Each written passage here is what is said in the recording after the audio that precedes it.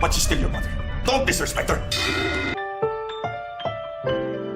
Ang susunod na programa ay rated PG. Ito ay nangangailangan ng patnubay at gabay ng magulang para sa mga batang manonood. Ikaw ang bawat sana sa lahat ng hiling sa hirap.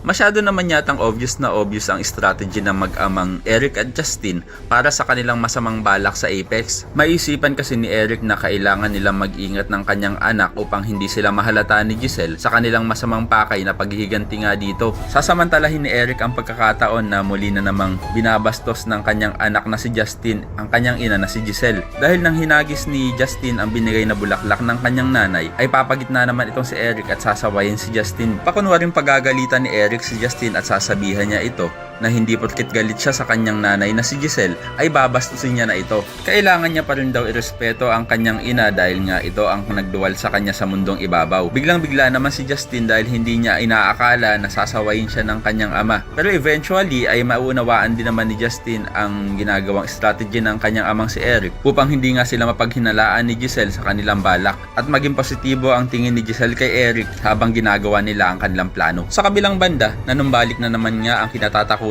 nitong si Lynette at ito'y walang iba nga kundi ang isa sa mga tauhan ni Moira na umihag sa kanya sa kanilang bahay dahil nakita niya nga ito habang sila'y naglalakad ni Diyosa sa kalsada na tila nagpapagaling pa rin sa kanyang pilay na tinamo sa kanyang pakikipagbuno sa mga pulis at kay Carlos. Kaya naman habang nasa restaurant itong si Lynette ay hindi pa rin mawala sa kanyang isipan ang kanyang nakita at maya-maya ay biglang may lalapit sa kanya na isang lalaki at maitutulak niya pa nga ito. Pero ito lang pala ay si RJ na nilapitan siya. Kaya naman hindi na maiiwasan ni Lynette na mapayakap sa kanyang dating jowa. Kaya naman ko isa ka rin sa mga umaasang sana wag tuluyang mabulag ng mag-amang demonyito na sila Eric at Justin itong si Giselle at mahalata ni Giselle ang pagpapanggap nitong si Eric ay pakilike ang video na ito and don't forget to subscribe. Thanks for watching and see you next time. Bye bye!